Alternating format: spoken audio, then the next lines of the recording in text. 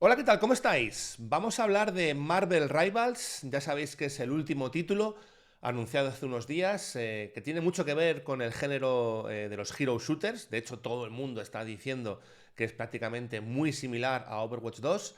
Pero yo os quiero comentar por qué creo que es un poquito diferente, por qué creo que va a tener más éxito que Overwatch 2 y sobre todo por qué creo que puede tener una vertiente de eSports tremendamente importante, que nadie está hablando de esto, pero ya que estamos en eSports Bureau, pues os vamos a comentar por qué creemos que puede tener mucha cabida dentro de la escena competitiva profesional.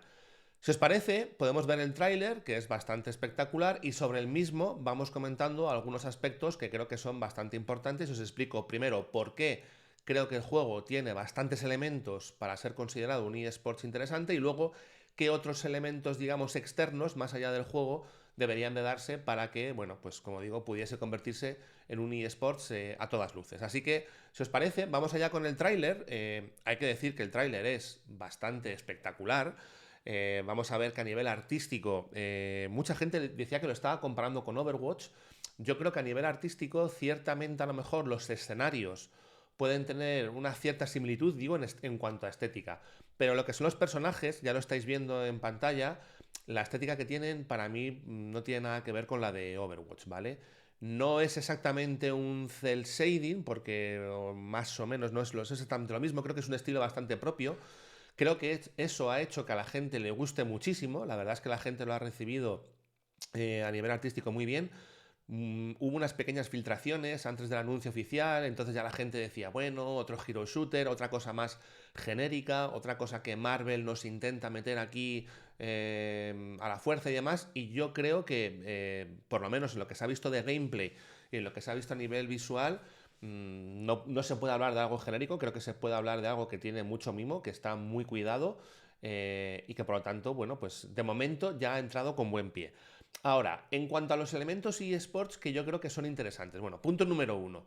Hay una cosa que es muy curiosa y es que han dicho que va a ser un hero shooter 6 contra 6 en lugar de 5 contra 5.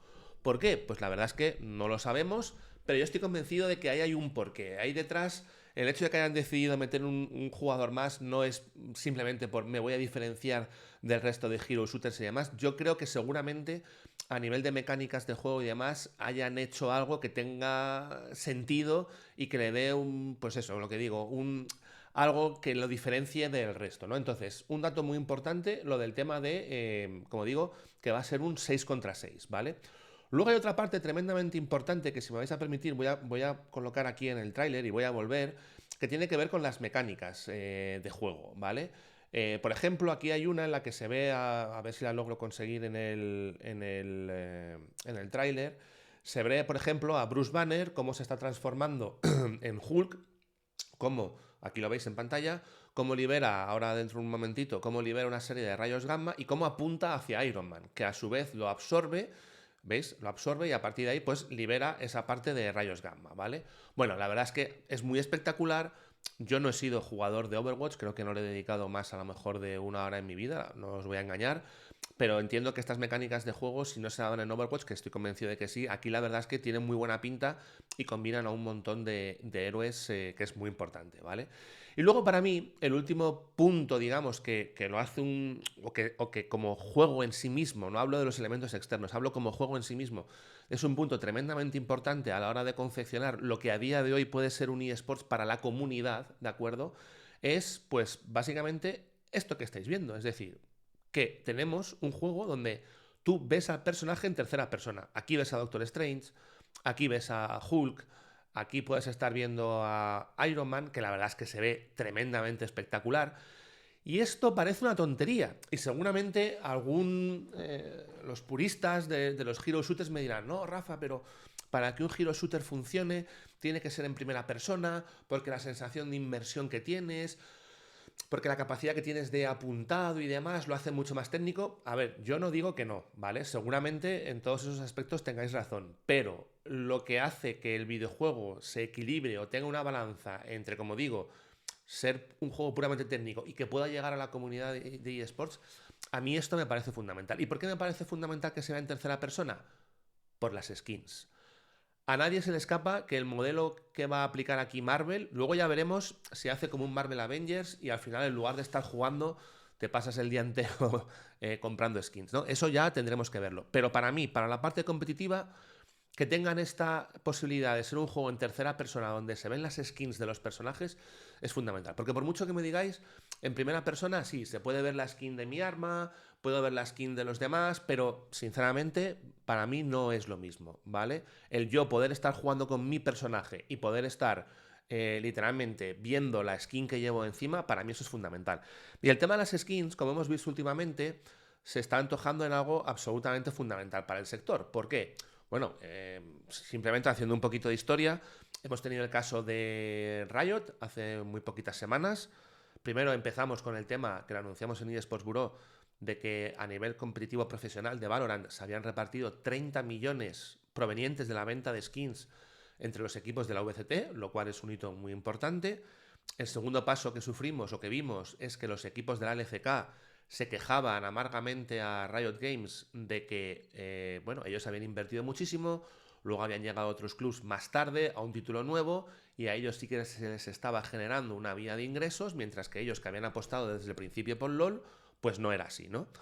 Y es cierto, al final lo que estaba haciendo Riot era un poco fagocitar entre sus dos títulos, no porque fuesen al mismo público objetivo como jugador, pero sí que cuando estamos hablando de ir a tu público objetivo en cuanto a equipos profesionales de eSports, pues se estaba fagocitando. Y el tercer paso que hemos visto recientemente, nada, unos días antes de Semana Santa, es que ha salido Riot, que ya lo veníamos anunciando en eSports Bureau, que el modelo de los eSports pasaba un poco porque el publisher, que era el que estaba generando ingresos, porque nadie genera ingresos por audiencia, pero el publisher sí que genera ingresos por venta de skins, pues el modelo era, oye, abre un poquito la mano y adelante con poder dar más, repartir esos ingresos, ¿no? Bueno, pues ya ha salido Riot diciendo que va a cambiar el modelo para League of Legends, va a implementar un modelo similar para Valorant y que por lo tanto va a dar una vía de ingresos a los clubes de eSports. Entonces, viendo un poco cómo se está perfilando el panorama de los eSports a día de hoy, para mí creo que es tremendamente importante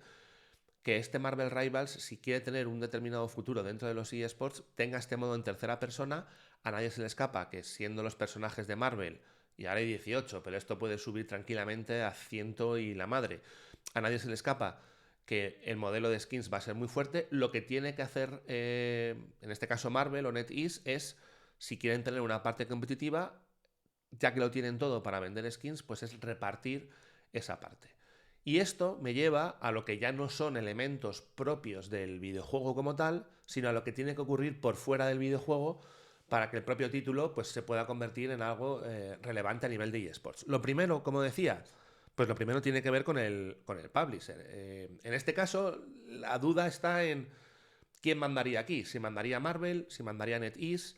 Marvel no tiene tradición en el tema de eSports. Marvel al final es una compañía que lo que tiene son a sus personajes, se encarga del cine y cuando quiere videojuegos lo licencia a terceros. Pero claro, tampoco creo que aquí NetEase tuviese la posibilidad de decidir o no, porque si Marvel ha hecho esto, evidentemente es para vender a expuertas, se supone que va a ser un título free to play, entonces imaginaros cómo va a ser esto a nivel de skins, ¿no? O sea, va a ser la principal fuente de ingresos del juego. Entonces, no sabemos hasta qué punto Marvel va a decir, oye, a esta gente de los eSports que le den, yo he concedido esta licencia para generar un montón de dinero, yo no voy a repartir. Pero eso me lleva al segundo punto. Si al final la comunidad de eSports empieza, digamos, ¿cómo decirlo?, a coordinarse para montar una escena, digamos, profesional a través del título, creo que podría llegar el momento en el que a lo mejor Marvel o NetEase dijesen, oye, pues tenemos aquí una comunidad muy fuerte, una comunidad que además, digamos, se suma o que se adhiere a lo que nosotros ya generamos como la propia Marvel, y a lo mejor es verdad que debemos de abrir un poquito el cazo y repartir los ingresos. ¿A qué me refiero con esto? A ver, si ahora de repente me refiero de forma coordinada y pensada. Si algunos clubes importantes de eSports dicen, oye, pues podría ser muy interesante tener un squad competitivo en Marvel Rivals. Total, y de nuevo, que no se me solivianten los puristas.